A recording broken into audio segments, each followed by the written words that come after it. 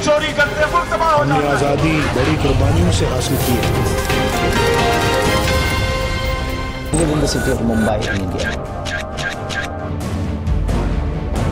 कुलभूषण यादव के खिलाफ जितनी कार्रवाई हुई वो हुई और तमाम आइन और कानून के ज़ाब्तों को पूरा किया गया है, बल्कि कानूनी और आइनी जो उनके पास अभी भी अपील का पाकिस्तानी कोर्ट्स के अंदर है वो भी उनको दिया जा रहा है। जो आया था जंदाल वो अपने मकसद में कामयाब हुए। सज्जन जंदाल का मेन मकसद यही था कि कुलभूषण के खिलाफ वकील बड़ा ना पेश हो, केस ना लड़ा जाए। जो ICJ के अंदर ये कोर्ट केस इस वक्त बहस हो रहा है, इसमें पाकिस्तान अपना बहुत ही रिगरसली ये केस लड़ेगा। हमारी नज़र में कोई वाज़े तैयारी जो इतने बड़े इशू के लिए ज़रूरी थी इस हुकूमत ने नहीं की।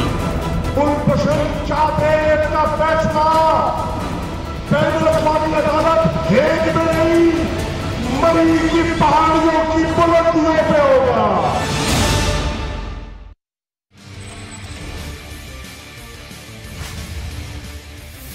बिस्मिल्लाहिर्रहमानिर्रहीम। आज के प्रोग्राम के साथ मैं हूं नसरुल्लाह मलिक। नाज़रीन, भारतीय जासूस कुलभूषण यादव की फांसी के हवाले से हुक्म इम्तनाई जो जारी किया गया आलमी अदालत इंसाफ की तरफ से, उस पर हुकूमत को सख्त तनकीद का सामना है। इस केस में क्या कुछ हुआ, हुकूमत की क्या इसमें जो तैयारी के हवाले से बात की जाती है वो किस हद तक दुरुस्त थी या नहीं थी, इस पर सवालात उठाए जा रहे हैं और सारी अपोजिशन हुकूमत पर कड़ी तनकीद कर रही है। इमरान खान साहब, शेख रशीद साहब, सिराजुल हक साहब, शाह महमूद कुरैशी, सभी ये बात कहते हैं कि हुकूमत ने सही अंदाज से कुलभूषण यादव का केस उसके लिए तैयारी नहीं की, जिसकी वजह से अदालत ने हुक्म इम्तनाई जारी कर दिया। जबकि कुछ सियासी रहनुमा तो इससे आगे बढ़ के बात कर रहे हैं। शेख रशीद कहते हैं कि सज्जन जंदाल पाकिस्तान आए ही इसीलिए थे और मरी की पहाड़ियों पर इस बात का फैसला हुआ कि भारत की हुकूमत को इस हवाले से रिलैक्स किया जाएगा ताकि कुलभूषण यादव जो है उनकी हवाले से इंटरनेशनल कोर्ट ऑफ जस्टिस है वहां सपोर्ट मिल सके भारत को। ये वो सियासी बयानबाजियां हैं जो इस हुक्म इम्तनाई के फौरन बाद से शुरू हो गई हैं और हुकूमत की तरफ से तो ये कहा जा रहा है कि इस केस को सही अंदाज से परसू किया गया और अभी तक मुकम्मल फैसला नहीं आया। ये स्टे ऑर्डर है और इस अदालत का जो दायरा कार है उस पर भी अभी बातचीत होना बाकी है, लेकिन अपोजिशन इस बात को मानने को तैयार नजर नहीं आती। आज के प्रोग्राम में इसी सूरत का जायजा लेने की कोशिश करेंगे कि क्या हुकूमत ने जो अपनी जिम्मेदारी सही अदा की या नहीं की। और जो आर्मी चीफ की कल बड़ी एक अहम स्पीच भी सामने आई जिसमें उन्होंने कहा कि सारे काम फौज के ऊपर ही डाले जा रहे हैं, जब तक बाकी इदारे सही अंदाज में काम नहीं करते मुल्क आगे नहीं बढ़ सकता। बड़ी अहम उनकी ये तकरीर थी जिसमें उन्होंने गवर्नेंस की बात भी की, उसके साथ साथ जो फौज के ऊपर तनकीद की जाती है उसको भी हवाला उन्होंने दिया कि फौज की कुर्बानियों का जिक्र नहीं किया जाता लेकिन फौज पर तनकीद शुरू कर दी जाती है। इसका भी जायजा लेंगे आज के प्रोग्राम के अंदर। मेरे साथ मौजूद होंगे मारूफ दिफाई तजियाकार ब्रिगेडियर हारिस नवाज साहब। ब्रिगेडियर साहब, आपका बहुत शुक्रिया, आपने हमें ज्वाइन किया। डॉक्टर मारिया सुल्तान साहबा दिफाई तजियाकार हमारे साथ इस्लामाबाद से मौजूद होंगी और Reema Omer international law expert मारूफ कानूनदान हमारे साथ मौजूद होंगी इस्तांबुल से, तुर्की से। उनसे भी हम जानने की कोशिश करेंगे कि आलमी अदालत इंसाफ का ये फैसला है इसके क्या क्या मुज़म्मरात हो सकते हैं और जो पाकिस्तान के हवाले से कहा जा रहा है कि पाकिस्तान ने सही तौर पे इस केस की तैयारी नहीं की, क्या वाकई कहीं कानूनी तौर पे कोई कमजोरी पाई जाती है। ब्रिगेडियर साहब, आपसे प्रोग्राम का आगाज करते हैं। सख्त हुकूमत के ऊपर तनकीद की जा रही है और कहा यह जा रहा है कि हुकूमत ने सही अंदाज से इस केस को प्ली नहीं किया, जल्दी में किया। वकील के हवाले से भी सवालात उठाए जा रहे हैं कि अगर पाकिस्तान सही अंदाज से केस को परसू करता तो शायद ये स्टे ऑर्डर ना आता। क्या आप इस बात से इत्तेफाक करते हैं? सरताज अजीज साहब ने खुद एडमिट कर लिया है कि हमें 3-4 दिन मिले, हम तैयारी नहीं कर सके, हम जाके ICJ में चले गए और हमें खिफत उठानी पड़ी। ये खिफत तो उन्होंने नहीं कहा।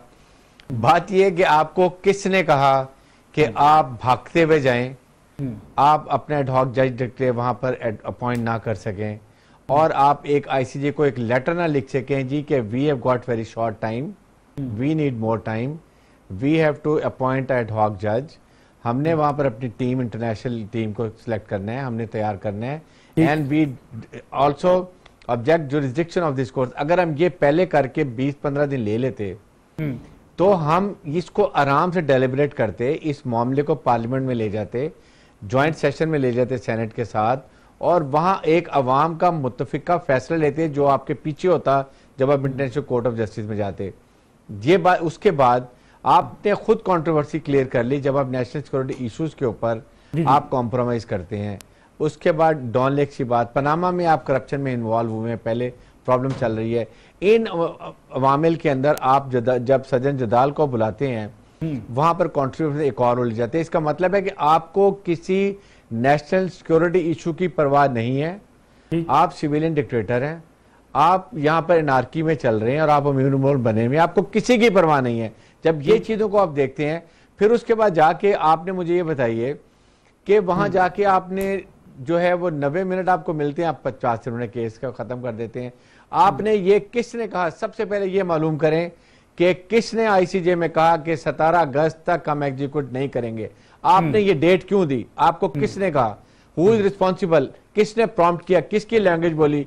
और ये जब सारी चीजों को आप 2+2 करते हैं, फिर पता चलता है कि हुकूमत कौमी मफादात के अंदर क्या कॉम्प्रोमाइज कर रही है, क्या कमजोरियां हैं। और आपके सरताज अजीज साहब को आज रिजाइन करना चाहिए अगर वो ये कहते हैं कि 3-4 दिन हमें मिले थे। आपको किसने कहा, आप कहें हमारे पास टाइम हमें और चाहिए, we just need more time.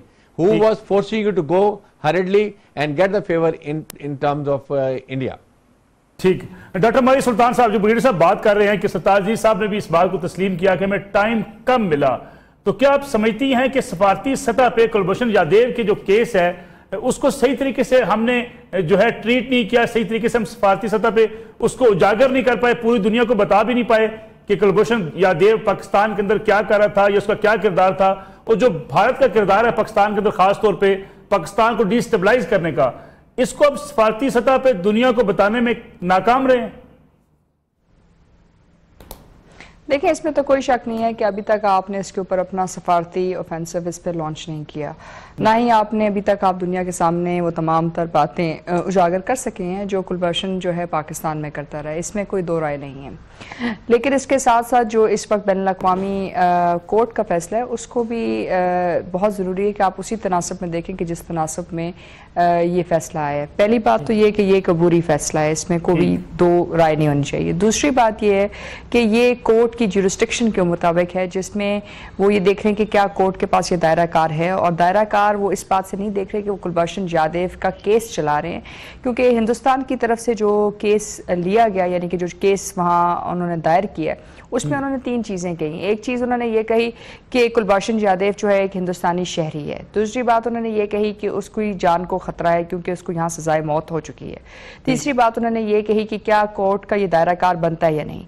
ये जो बैनुल-अक़वामी अदालत है इसके 2 तरह के दायरा कार हैं। एक दायरा कार तो ये है जिसमें ये बैनुल-अक़वामी कन्वेंशंस उसके ऊपर अपनी ओपिनियन देती है और उस ओपिनियन के मुताबिक जो है मुख्तलिफ ममालिक को इसके ऊपर बात करती है। तो इस वक्त एक चीज़ ये है। दूसरी तरफ ये कि अगर कोई 2 तरफा माहिदा है किसी मुल्क का आपस में, या कोई बैनुल-अक़वामी माहिदा है, उस माहिदे की तरफ से उसकी शिकों की वजाहत के लिए जब स्टेट टू स्टेट कोई रिलेशनशिप होता है उसके ऊपर ICJ की जो ओपिनियन आती है, यानी कि जो अदालती फैसला आता है वो आपके ऊपर लाजिम होता है। ये जो फैसला इस वक्त है या ये जो केस लड़ा जा रहा है, ये एक ओपिनियन इस वक्त एक ओपिनियन कोर्ट के लिहाज से ये फैसला जो है एक लिहाज से देखना जरूरी है, क्योंकि ये कन्वेंशन के ऊपर बात कर रहे हैं। और अगर आप वियना कन्वेंशन की बात भी करते हैं तो उस वियना कन्वेंशन में आर्टिकल 1 में जहां तक शहरी होने के नाते तो उनकी काउंसलर रसाई की बात की जा सकती है, लेकिन पाकिस्तान में केस उनके ऊपर इस वजह से तो नहीं दिया गया या लड़ा गया कि जी उनको काउंसलर एक्सेस है या नहीं। इसी वियना कन्वेंशन में ये कहा है कि अगर हीनियस क्राइम्स यानी कि कोई संगीन जुर्म का वो मुर्तकिब होते हैं तो उसके पास ये एक्सेप्शन नहीं है। आपके मुल्क में तो कुलभूषण यादव दहशतगर्दी करता रहा है, आपके मुल्क में वो जो है ना सिर्फ सबवर्शन लेकिन उसके साथ साथ जासूसी के साथ साथ उससे भी 2 स्टेप्स आगे। तो जाहिर है आपको ये तमाम तर शवाहिद जो है एक तरफ जहाँ बैनुल-अक़वामी तौर पे देने चाहिए, लेकिन उसके साथ साथ जो अदालती फैसला आपके पास मौजूद है उस अदालती फैसले में ये बैनुल-अक़वामी कोर्ट उस तरह रखना नहीं डाल सकती। हाँ, ये एक ओपिनियन कोर्ट है, इसकी कन्वेंशन की इंटरप्रिटेशन से आप जरूर देख सकते हैं, लेकिन जब तक आपके अपनी अदालत इस ओपिनियन को बराए कार नहीं लेके आती या उसको नहीं देखती, मेरे नहीं ख्याल से कि आपकी जो फैसला है कौमी फैसला उसके अंदर कोई तब्दीली आ सकती जो आपका अपना अदालती सिस्टम है। अब आपका अपना अदालती सिस्टम कहाँ तक जाता है और किस जगह ओपिनियन कोर्ट को लेके आएगा। डॉक्टर साहब, क्या हम समझते हैं फिर इसको ये कोई एडवाइजरी फैसला होगा इंटरनेशनल कोर्ट ऑफ जस्टिस का, या इम्प्लीमेंटेशन के हवाले से भी कहा जा सकता है? देखें, देखिए, इम्प्लीमेंटेशन यूजुअली जब कोई दो तरफा माहिदा होता है उसके तहत जो है, जो बायलैटरल आपके पास काउंसलर एग्रीमेंट है उसके तहत अगर ये देखते तो तब ये आता है। इसमें कोर्ट जो एक्सेप्शन ले रही है जिसमें वो कह रही है कि उसके बावजूद हमारा दायरा कार मौजूद है, लेकिन जो कन्वेंशन के ऊपर इंटरप्रिटेशन ले रहे हैं वो इंटरनेशनल वियना कन्वेंशन है, और जो जजमेंट आई है कोर्ट की जज की तरफ से वो अभी तक ओपिनियन है और अभी सिर्फ उसकी पहली समाअत हुई है। जाहिर है आप वहाँ केस लड़ेंगे और आप ये देखेंगे कि ये इसकी ओपिनियन की जो वैल्यू है वो आपके जुडिशल सिस्टम में क्या होगी, लेकिन इस वक्त तक ये वाजे नहीं है क्योंकि जब तक कि कोर्ट अपनी प्रोसीडिंग्स वहाँ पूरी नहीं करती आप देखेंगे। लेकिन इस वक्त ये ओपिनियन जो है आपको इसका ओपिनियन रोल नज़र आ रहा है बनिस्बत इसके कि जो इंटरप्रिटेशन ऑफ अ ट्रीटी है। बिल्कुल ठीक है। ब्रिगेडियर साहब, अगर हम बात करें कौंसलर की रिसाई के हवाले से, तो क्या आप समझते हैं कि हमें कौंसलर की रिसाई देनी चाहिए थी यादेव को? देखें, बेसिकली बात है कौंसलर रिसाई उसके लिए होती है जो जंगी कैदी होता है, या सिविलियन होता है, या इस तरह इन्वर्टेड क्रॉसिंग कर लेता है, या कोई और इस तरह के मैटर्स होते हैं। इसको हमें बड़ा क्लियर करना चाहिए कि ये एक दहशतगर्द है, सर्विंग नेवल कमांडर है, उसके बाद फेक पासपोर्ट के ऊपर ट्रैवल करा था मुस्लिम नाम के साथ लेके, अपना पासपोर्ट भी उसके पास था। पाकिस्तान में कितना बड़ा नेटवर्क पकड़ा गया जिन्होंने इसके खिलाफ एविडेंस दी है। इसके हाथ जो हैं वो पाकिस्तान के फौजी, पाकिस्तान के औरतें, बच्चे, बड़े बूढ़े उनके खून से रंगे हुए हैं। फिर ये पाकिस्तान में बलोचिस्तान को सेपरेटिस्ट मूवमेंट को सपोर्ट कर रहा था। जब ये इतना बड़ा क्राइम है जो दुनिया में दहशतगर्द को करते हैं, तो आप मुझे ये बताइए कि इन चीज़ों को देखते हुए इसको कौंसलर से कैसे दिया जा सकता है? वहाँ ये 100 बातें जाके बता देता। अब ये मौका है कि आपका सुप्रीम कोर्ट में जब केस जाता है वो ये ड्यू कोर्स चलेगा, ड्यू डिलिजेंस चलती रहेगी, उसके साथ इसको जो वहाँ उन्होंने कहा प्लॉजिबल एक्सेस देना चाहिए वो आप उसको अच्छा वकील हायर करके दें, सारी एविडेंस सुप्रीम कोर्ट में जाएगी, वहाँ पर ये केस सुना जाएगा। इसको हमें चलते रहना चाहिए, अपनी पार्लियामेंट को कॉन्फिडेंस में लेना चाहिए, और तीसरा ये कि हमें इंटरनेशनल अपनी लॉयर की टीम को पकड़ के उनसे एडवाइस लेनी चाहिए, इसकी इम्प्लीकेशन देखनी चाहिए, क्योंकि इनके पास एग्जेक्टिव पावर्स कोई नहीं होती हैं। ये पाकिस्तान के कानून को ये ओवरराइड नहीं कर सकते, ये चीजें हमें समझने की जरूरत है। बिल्कुल ठीक है। साहब, मुझे ब्रेक लेनी है, ब्रेक से वापस आएंगे तो इस पर भी बात करेंगे कि अगर ये कोर्ट का फैसला अबूरी है तो अभी से इतना शोर क्यों मचा हुआ है, अपोजिशन क्यों इतना शोर कर रही है, इस पर भी बात करेंगे आफ्टर शॉर्ट ब्रेक।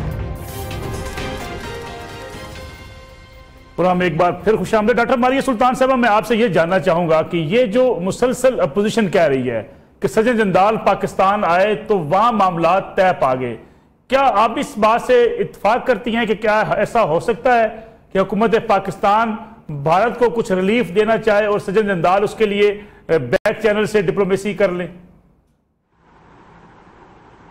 देखिए, ये नामुमकिन है क्योंकि पहली बात तो ये है कि जो आपकी अदालती गलतियां हैं, अगर आप किसी चीज़ के लिए तैयार नहीं हैं, आपके लॉयर्स अगर तैयार नहीं हैं, तो इसका ये मतलब नहीं है कि पीछे से गवर्नमेंट कॉम्प्रोमाइज़ है।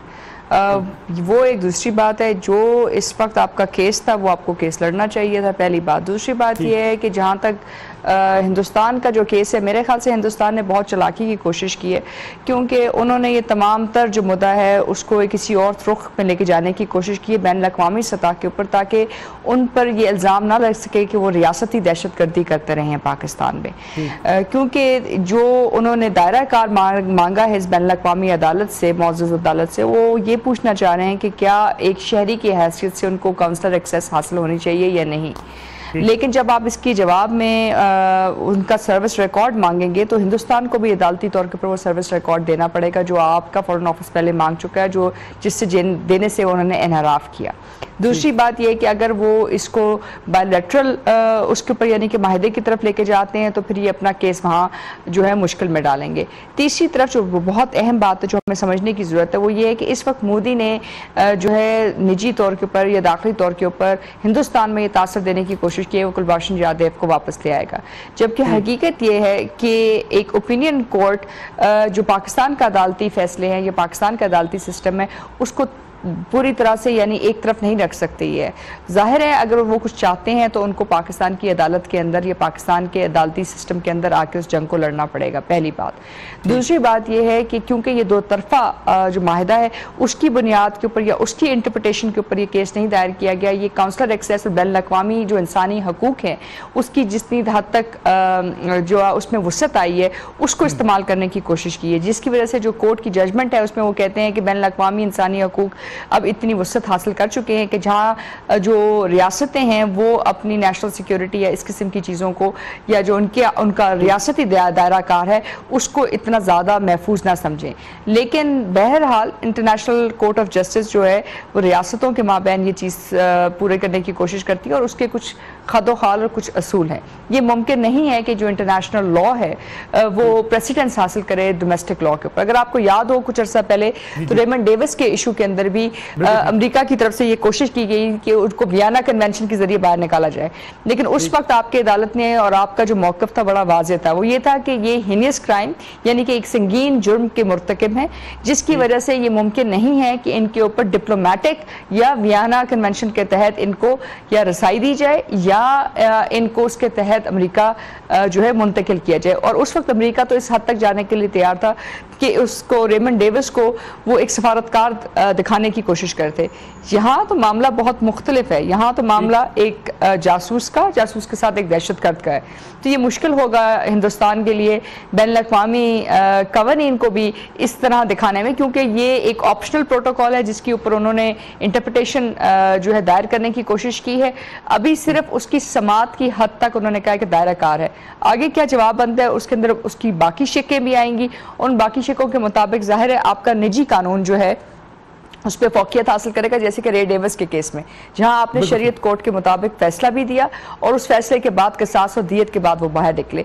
तो आपकी जो कम तैयारी मेरे ख्याल से वो एक और तरह की आपकी मैं एक तरह से आप ये कह सकते हैं कि गैर संजीदगी दिखा रही है केस की तरफ, लेकिन इसका मतलब इसको इस हद तक लेके जाना शायद दुरुस्त नहीं है। हमें अब इसके ऊपर ज़्यादा तकदोही से काम करना चाहिए और उसके साथ साथ जो आपकी निजी अदालत का फैसला है या आपकी डोमेस्टिक अदालत का फैसला है वो उसी तरह बरकरार रहेगा और हिंदुस्तान को इसी फैसले में आके ये काम करना पड़ेगा। बिल्कुल ठीक है। बैरिस्टर राशिद असलम साहब ने हमें ज्वाइन किया है, आलमी क़वानीन के माहिर लंदन से हमारे साथ मौजूद है। हमसे उनसे भी जानने की कोशिश करते हैं कि इस फैसले को वो किस अंदाज से देख रहे हैं। राशिद साहब बहुत शुक्रिया, आपने हमें ज्वाइन किया। आलमी अदालत इंसाफ का ये फैसला आखिर है क्या? क्या दायरा कार का फैसला हो गया है या अभी फैसला होना बाकी है इस स्टे ऑर्डर के साथ? देखिए, इस पे अभी जुरिस्डिक्शन का जो मामला है उस पर अभी बहस होगी, जब फाइनल हेयरिंग आएगी 7-8 माह के बाद आएगी, उस पर फाइनल बहस होगी जुरिस्डिक्शन पे। जैसा कि इसमें बात काफी दिन से हो रही है कि 3-4 इश्यूज हैं जिसकी बेस पे हम अभी भी जुरिस्डिक्शन को फाइनल हेयरिंग में चैलेंज कर सकते हैं। इसमें एक तो ऑब्वियसली जो इंडिया का डिक्लेरेशन है जिसके पैराग्राफ 1 सब पैराग्राफ 7 में ये कहा गया है कि किसी भी मुल्क के साथ अगर उनके मल्टीलैटरल ट्रीटीज हैं तो सूरत हाल में ICJ इसमें केस की समाप्त नहीं कर सकता। वैसी सूरत हाल में दूसरा उसमें 99 में भी 11 केस जो था उसमें भी ये इशू डिस्कस हो चुका है। तीसरा, इसमें हमारे पास कॉमनवेल्थ का एक प्लेटफॉर्म मौजूद है जिसमें दोनों पार्टीज उसकी मेंबर हैं, तो अगर आपके पास कोई और प्लेटफॉर्म हो तो सूरत हाल में भी जुरिस्डिक्शन ICJ की नहीं बनती। चौथा, जो पाकिस्तान ने डिक्लेरेशन 2017 में दिया था उसके मुताबिक अगर नेशनल सिक्योरिटी के मामला आते हैं तो हमने उस पर भी दायरा इख्तियार पे ICJ के पे हमें एतराज है। अच्छा, एक और जो अहम बात है कि पूरे केस में मिस्टर यादव ने मुकम्मल तौर पे सारे अपील राइट एग्जॉस्ट नहीं किए हुए। उसमें अभी prime minister president of Pakistan का और सुप्रीम कोर्ट का जो राइट है वो अभी भी बाकी है। अब इस पूरे सिलसिले में जो देखें, इसमें एक अपॉर्चुनिटी भी है पाकिस्तान के लिए कि पाकिस्तान इंडिया का जो असल चेहरा है बीइंग सपोर्टिव टू टेररिस्ट वो एक्सपोज कर सकता है इंटरनेशनल कोर्ट ऑफ जस्टिस में, क्योंकि ICJ में जो भी हेयरिंग होती है उसको पूरी दुनिया फॉलो कर रही होती है, पूरी दुनिया में उस पर बहस हो रही होती है। ये एक अपॉर्चुनिटी बहुत बड़ी है हमारे लिए, क्योंकि जो मिस्टर जादेव का केस है उसमें 2-3 इश्यूज हैं। पहला इशू ये है कि वो एक स्पाई था, दूसरी बात ये कि वो ट्रेडिशनल स्पाई नहीं था, उसका टेररिस्ट एक्टिविटीज से लिंक था। नॉर्मली स्पाइस जो होते हैं वो पुरअमन तौर पे काम कर रहे होते हैं, वो ऐसे नहीं होते कि लोगों को मार रहे होते हैं या ऐसा सिलसिला होता है। इसमें ये लोगों को जमा कर रहा था, उनसे वायलेंस करवा रहा था। पाकिस्तान में बलूचिस्तान में जो इंसर्जेंसी की कार्रवाइयां उसमें हिस्सा ले रहा था, पूरा के वाकया में मुलव्वस था। उसने इन सारी बातों का आधा अपनी कन्फेशनल स्टेटमेंट में बखूबी किया। उस कन्फेशनल स्टेटमेंट की बुनियाद पे हमने उसको प्रोसिक्यूट किया।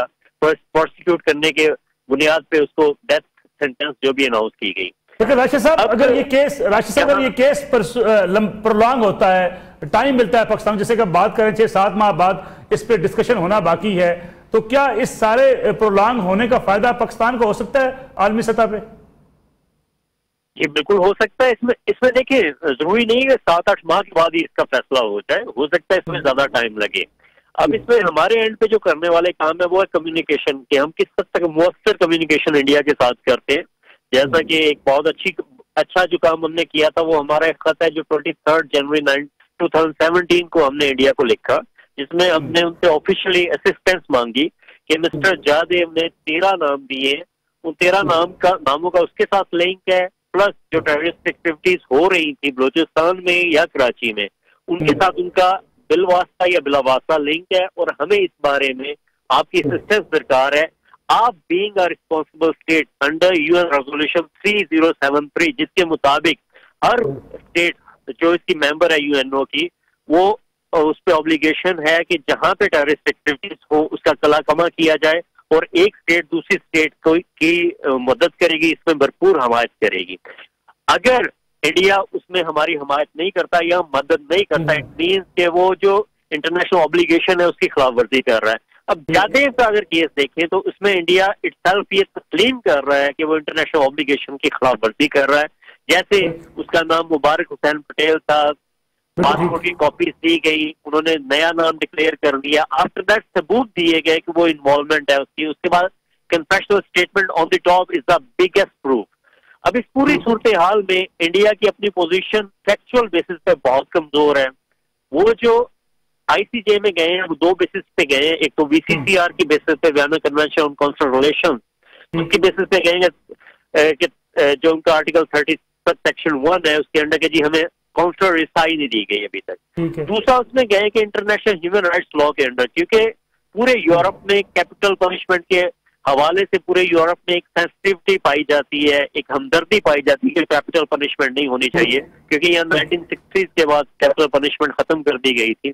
तो उस बारे में मैं ये समझता हूँ कि जब भी कोई स्टेट जाएगी, इसमें इंडिया की मेरी समझ तक बहुत बड़ी फतह है। ये प्रोविजनल मेयर्स के तौर पे उन्होंने एक रिलीफ उनको दी है, जो कोई भी स्टेट जाती तो वो दे देते। इस तरह के 3 केसेस पूरी दुनिया में पहले भी हुए हैं, ये कोई पहला केस नहीं है। इसमें लैग ग्रैंड केस जो है जिसमें जर्मन बाशिंदा था, उसके अलावा मेडलिन वर्सेस टेक्सास केस है जिसमें 4 माह के बाद एग्जीक्यूशन होनी थी। लैग ग्रैंड में एक्चुअली 1 दिन के बाद एग्जीक्यूशन होनी थी, उसमें उनको इंजेक्शन दे दिया गया था, उसको रोक दिया गया था, लेकिन उसके बावजूद यूएसए ने जो इंटरप्रिटेशन की उनकी सुप्रीम कोर्ट ने, उन्होंने कहा कि हमारी नेशनल सिक्योरिटी के लिए ये खतरा है कि हम उसको एग्जीक्यूट ना करें, पहली बात। दूसरी बात कि आईसीजे का जो अपना रोल है, आईसीजे इस हवाले से नहीं निभा रहा कि पूरी दुनिया में अमन कायम करना आईसीजे की भी जिम्मेदारी है। अगर मैक्सिकन शहरी ने यहाँ आके कत्लेआम किया या इस किस्म की वारदात में मुलव्वस है, वो आईसीजे उसकी एग्जीक्यूशन रोक रही है, तो आईसीजे अपनी जिम्मेदारी प्रॉपरली अदा नहीं कर रही। इस हवाले से बहुत सारी बहस हुई इस केस पे, इन दोनों केसेस पे। एक और भी मिसाल इसके अलावा मौजूद है पूरी दुनिया में। तो इस तरह करके आईसीजे फैसला तो देती है, लेकिन अक्सर औकात उसका फैसला माना नहीं जाता। बिल्कुल ठीक है। राशिद साहब हमारे साथ मौजूद होइएगा। बेरी साहब, मैं आपकी तरफ आता हूं। जो राशिद असलम साहब बात कर रहे हैं कि ये केस अगर प्रोलॉन्ग होता है तो पाकिस्तान इसका फायदा उठा सकता है, हिंदुस्तान का असल चेहरा दुनिया के सामने लाया जा सकता है, क्योंकि हिंदुस्तान बहुत सारी चीजों में कोऑपरेशन नहीं कर रहा। पहले भी जो पाकिस्तान ने इसकी जो ट्रैक रिकॉर्ड मांगा था, सर्विस रिकॉर्ड मांगा था, वो नहीं मिला। तो ये जब इंटरनेशनल कोर्ट ऑफ जस्टिस में चीजें चलेंगी तो क्या पाकिस्तान को उसका फायदा नहीं पहुंचेगा? देखें, पाकिस्तान को फायदा तो पहुंचेगा, लेकिन साथ इंडिया को भी फायदा पहुंचेगा। इंटरनेशनली जो उन्होंने माइलस्टोन, अभी आपको उनका मीडिया देखें, I keep going on different Indian channels के ऊपर डिबेट्स में हिस्सा लेते हैं, देखें उन्होंने क्या हाइप क्रिएट किया हुआ। वो कह रहे हैं पाकिस्तान हैज बीन डिमोलिश्ड, हमने ये कर दिया, हमने वो कर दिया। एक तो इसकी वो बात कर रहे हैं, सेकंड बात है कि जो वो इसको डिले करना चाहते थे वो भी उन्होंने कर लिया। या तो हम पहले ये डिसाइड कर दें कि इसको हम काउंसिल एक्सेस दे देते ताकि वो इस बेस के ऊपर वो जा ही ना सकते। ये हमें पहले अपना प्रोन को देख लेने चाहिए थे, ये करना चाहिए था। अभी हमारे पास इसके और उसके बात यह कि ये केस मेरे ख्याल में 5-6 साल चलेगा। ये 6 महीने के बाद तो एक डेट देते हैं। यही तो हेरल्डली मैं हैरान हूँ कि इन्होंने इतनी जल्दी 2 दिन के अंदर फैसला भी दे दिया, महफूज भी कर लिया, फैसला भी दे दिया। यही केस अगर पाकिस्तान लेकर गया होता तो आप देखते क्या होता। आपके सामने अटलांटिक का केस है, नेवल जहाज जो गिराया 99 में, बिल्कुल कश्मीर का जाके इंडिया ने कभी जाए, India doesn't go, they don't go, just don't bother about ICJ. आप चलें, एक तो वो फंस तो गए कि आप जाके नेक्स्ट टाइम अगर कश्मीर के लोग भी जाते हैं या हम और इशू पे जाते हैं, इंडिया कैन नॉट रिफ्यूज। लेकिन बात यह कि हम तैयारी क्यों नहीं करते हैं, अकाउंटेबिलिटी रखें कि ये इतना इंपॉर्टेंट केस आपके सरताज अजीज साहब कह रहे हैं कि 3-4 दिन मिले थे, भाई आप इसको एक्सटेंड तो करा सकते थे, आप यहां तो कर लेते। और अभी भी इसको केस को प्रोसेस को ड्यू प्रोसेस चलने दें, सुप्रीम कोर्ट में केस चलता रहे, आप बाकी काम अपने करते रहे। उन्होंने रोकने का आपको बिल्कुल नहीं कहा। ये चीजों को हमने अब ख्याल करने की जरूरत है। ठीक है पटेल साहब, मुझे एक ब्रेक लेनी है, ब्रेक से वापस आएंगे तो अपने आखिरी सेगमेंट में इस पर भी बात करेंगे। क्या कश्मीर का केस भी अगर पाकिस्तान लेके जाता है तो क्या उससे क्या फायदा हासिल हो सकता है, और इंटरनेशनल लॉबी का क्या किरदार होगा, क्या वो भी असरअंदाज हो सकती है इंटरनेशनल कोर्ट के ऊपर, इस पर बात करते हैं आफ्टर शॉर्ट ब्रेक।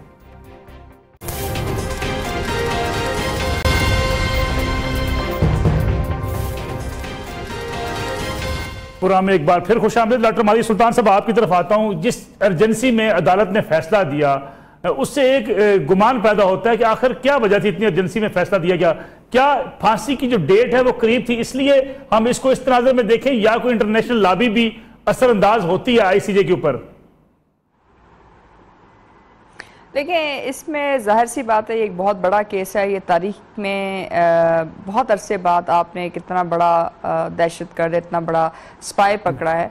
और आईसीजे जिस तरह की बाकी जो बैनुल-अक़वामी ऑर्गेनाइजेशंस होते हैं वो चाहते हैं कि इस किस्म के जो हाई प्रोफाइल केसेस हैं उनको लिया जाए ताकि उससे उनकी जो साख है उसमें इजाफा हो। ये तो एक तरफ, लेकिन इसके साथ साथ हमें ये बात नहीं भूलनी चाहिए कि ये जो इस वक्त जजेस का पैनल है आईसीजे में जो इस ओपिनियन कोर्ट के लिए इस्तेमाल हुआ है उसके अंदर एक हिंदुस्तानी भी मौजूद है। तो जाहिर सी बात है उसमें जो लॉबी है उसका इस्तेमाल होना बहुत वाज़ेह बात है। हमें ना सिर्फ उस जज की वहाँ मौजूदगी के ऊपर नुक्ता उठाना चाहिए बल्कि हमें इस बात को भी वाज़ेह करना चाहिए लोगों के ऊपर कि ये एक बुरी फैसला है, पहली बात। दूसरी बात यह है कि जैसे कि इससे पहले बैरिस्टर साहब भी कह रहे थे कि बैनुल-अक़वामी इंसानी हकूक़ की जो वसअत है उसको इस्तेमाल करने की कोशिश की गई है। और अभी तो ये आगाज़ मोहब्बत है, आगाज़ जंग है। हिंदुस्तान को ये बात समझने की बहुत ज़्यादा ज़रूरत है कि ओपिनियन कोर्ट आपका जो अदालती फैसला है उसमें तब्दीली नहीं लेके आएगी। इससे अगर वो बैनुल-अक़वामी तौर पर अपनी रियासती दहशतगर्दी को छुपाने की कोशिश करें या हिंदुस्तान के अंदर ही गलत तासर पैदा करने की कोशिश करें कि वो ये केस जीत चुके हैं या कुलबाशन को यहाँ से ले जाएंगे, तो ये उनकी बहुत बड़ी गलत फहमी है। ठीक हो गया। रशीद हसन साहब, आपसे मैं ये जानना चाहूंगा कि ये जो यहाँ पाकिस्तान में एक बड़ा सवाल उठा है हमारे वकला की कारकर्दगी के हवाले से, क्या जो हमने वकला किए हैं इस हवाले से इस केस में अप टू मेरिट थे और बाकी जो है केस सही अंदाज से प्ली किया गया? देखिए, इसमें 2 इश्यूज थे। पहला इशू तो ये था ऑब्वियसली हमारे जो भी वकला थे उनको ये पता होना चाहिए था, इवन बैरिस्टर को, जो भी बैरिस्टर यहाँ से किया हुआ था उसको ये गाइड करना चाहिए था कि आप एक जज अपॉइंट कर सकते हैं जैसे इंडिया ने किया। आपके लिए ये ऑप्शन होता है और ये बहुत अच्छा ऑप्शन है। जैसे पिछले 1999 वाले केस में हमने अपना एक जज अपॉइंट किया था, वहां पे दोनों स्टेट्स की तरफ से एक जज होता है। अब जहाँ तक नुक्ता एतराज है, हम जज पे नुक्ता एतराज नहीं उठा सकते, ये स्टेट का हक है कि एक जज अपना अपॉइंट कर सकती है। हमने वो हक लूज कर दिया। अगर हमारा जज होता तो इतना हो सकता है कि एक तरफा फैसला हमारे खिलाफ ना आता, जुरिस्डिक्शन पे कोई बात हो सकती थी। पहला पॉइंट। दूसरी बात ये जो बहुत अहम है कि ऐसे फोरम पे एक मिनट काउंट किया जाता है, एक मिनट बहुत अहम होता है। जैसा कि इस पूरे केस में जो प्रोसीडिंग्स थी और जो हमने सबमिशन दी वो हमने तकरीबन 40 से 50 मिनट्स के अंदर कंप्लीट कर दी, हालांकि हमारे पास 90 मिनट्स थे। मीन्स कि हमने 40 मिनट जाया कर दिए अपने, जो कि बहुत अहम थे। उन 40 मिनट्स में जो इंडिया का जो स्टैंड था बीसीसीआर पे, उस पे बात हो सकती थी, केस लॉज को डिफाइन किया जा सकता था, या इंटरनेशनल ह्यूमन राइट्स जो केस स्पाइस पे लागू नहीं होता, इंटरनेशनल ह्यूमन राइट्स में ये वाज़ेह कहा गया है, जो कि जेनेवा कन्वेंशन 1949 फोर्थ में हुआ था, उसका आर्टिकल 5 ये कहता है कि जहां पे स्पाइस होंगे, जो भी बंदा स्पाइंग करता पकड़ा जाता है वो अपने राइट्स फोरफीट कर देता है, मीन्स के उस पर international human rights law applicable नहीं होता। इस बारे में मैं समझता हूँ कि प्रॉपरली हमने वो दलाइल नहीं दिए जो देने चाहिए थे। उसमें या तो हमारी तैयारी बहुत अच्छी नहीं थी, या फिर हमें वो पूरा मुआवजा नहीं दिया गया था, या कुछ ना कुछ इसमें हुआ लीगल टीम की तरफ से काफी सारी कमजोरियां रह गई। क्योंकि जज का जो इशू था बहुत अहम इशू था। आपका एक जज होता है, ऑब्वियसली एक गुफ्तगू होती है केस सुनने के बाद, हेयरिंग से पहले जब केस की सबमिशन होती है, तो उस पे ऑब्वियसली आप लॉबिंग कर सकते थे। हमारा जज एक बहुत अच्छा किरदार अदा कर सकता था, जो कि हमने वो लूज कर दिया पॉइंट, या जो रिस्ट्रिक्शन पे उनको कायल कर सकता है वो पॉइंट हमने लूज किया। तो बहुत सारी इसमें बातें हैं, लेकिन ऐसी भी कोई बात नहीं है कि जिससे हम बहुत ज्यादा मायूस हो जाएं। एक इंटरम रिलीफ है जो कैपिटल पनिशमेंट से हमेशा यूरोप में मिलता आया है। हो सकता है कि आगे भी जाके फाइनल हियरिंग में कैपिटल पनिशमेंट को तस्लीम ना किया जाए, लेकिन इसका ये मतलब नहीं है कि हम मनोवन उनका फैसला तस्लीम कर सकते हैं। हम अंडर डोमेस्टिक लॉ उनको फिर भी ट्रायल कर सकते हैं उस शख्स को। लेकिन वैसे सब, जैसे कि अमेरिका ने भी 3 फैसले नहीं माने, क्या पाकिस्तान भी ऐसा अगर फैसला आता है तो उसको मानने से इनकार कर सकता है? बिल्कुल कर सकता है, हम बिल्कुल इसको इनकार कर सकते हैं। आईसीजे के बहुत सारे फैसले हैं जो पूरी दुनिया में नहीं माने जाते। मैंने जैसा पहले बताया, उनका फैसला एडवाइजरी हो सकता है, मैंडेटरी नहीं हो सकता। उस पर वो हम पे नाफिज नहीं कर सकते, उनकी जो हैसियत है वो मैंडेटरी नहीं है। और दूसरी बात, वो क्रिमिनल एपलेट कोर्ट नहीं है कि वो जाके अपनी इस सजाए मौत को खत्म कर दे। तो कैपिटल पनिशमेंट पे ये सिर्फ कह सकते हैं ये गलत है, वो एडवाइस कर सकते हैं इस सिलसिले में, हम पे नाफिज नहीं कर सकते। अगर फिर भी हम उसको एग्जीक्यूट करें तो इंडिया उसमें यूएन सिक्योरिटी काउंसिल में जा सकता है इसके खिलाफ अपील करने। इसमें एक बहुत अहम केस हुआ था जिसमें लैग्रैंड में जर्मनी यूएन सिक्योरिटी काउंसिल में गया था, लेकिन फिर भी अमेरिका ने उस शख्स को एग्जीक्यूट कर दिया था। ऐसी बहुत सारी मिसालें मौजूद है, ये एक नॉर्मल अमल है पूरी दुनिया में। ठीक है, बल्कि हर्ष नवाज साहब, मैं आपसे फाइनल कमेंट चाहूंगा कि पाकिस्तान को इसको केस के हवाले से सफारती सतह पे क्या करना चाहिए? देखें, पाकिस्तान को 3 पॉइंट स्ट्रेटजी रखनी चाहिए। एक तो ये केस जो चल रहा है आगे सुप्रीम कोर्ट में चल रहे हैं, it must continue, we should not stop it here. ये हमें बड़ा क्लियर पता होना चाहिए, जो उसको इंसाफ के तकाजे हैं, अगर उसने लॉयर उसको हमने देना है, whatever we have to do we must provide him, और केस को चल दे जाए। नंबर 2 है कि हमें अपने डोमेस्टिक लेवल पे पार्लियामेंट और सेनेट को एक्टिवेट करना चाहिए ताकि दुनिया को ये भी पता चले कि पूरी कौम इसके पीछे है। नंबर 3 बात है कि आपने इंटरनेशनल कोर्ट पे तो आपने इसको प्लीड करना है जो वो कर रहे हैं। और चौथा ये है कि आपको डिप्लोमेटिक ऑफेंसिव पर जाएं, जैसे इंडिया गया है, बताएं इंडिया का मकरू चेहरा, व्हाट इंडिया इज डूइंग, क्या उसने यहाँ पाकिस्तान में टेररिज्म कर रहा है। उनका अजीत डोवाल जो है, उनके नेशनल सिक्योरिटी एडवाइजर ने ओपनली कहा कि पाकिस्तान में 7 साल वो जासूसी करता रहा, बल्कि हमें उसको क्लेम करना चाहिए कि वांटेड क्रिमिनल इन पाकिस्तान, हमें उसकी वो बात करनी चाहिए। जो इंडियन प्राइम मिनिस्टर ने बांग्लादेश पे कहा वो हम बताएं। उसके बाद जो ओपनली बलोचिस्तान का FM चला रहे हैं बलोचिस्तान इंडिया के अंदर, वो बताएं कि कैसे सेपरेटिस्ट मूवमेंट को सपोर्ट कर रहा है वो। ये जो सारी चीजें अगर हम ये साथ लेकर आएंगे, फिर दुनिया में जाके बताएंगे, तो पता चलेगा कि ओपिनियन लोगों की जो होती है हम कैसे मोल्ड करते हैं। हम तो गिव अप करके बैठ गए। मुझे फॉरेन ऑफिस में इस वक्त बिल्कुल पैरालिसिस लगता है, कोई समझ नहीं आ रही कि क्या हो रहा है। We have to very focused, it's a very important case, prestige की बात भी है इंडिया के बाद भी। और सेकंड, ये किसी हालत में हमें कोर्ट ने नहीं कहा कि आप केस को ना चलाएं या इसको सजा ना दें, तो वी मस्ट कंटिन्यू। बिल्कुल ठीक है। Doctor Majid Sultan, final comment from your side में आपसे जानना चाहूंगा, ये जो अपोजिशन बात कर रही है, इल्जामात लगा रही है हुकूमत के ऊपर कि हुकूमत शायद को डील कर रही है, क्या इस किस्म की सियासत इन ऐसे इश्यूज पे होनी चाहिए?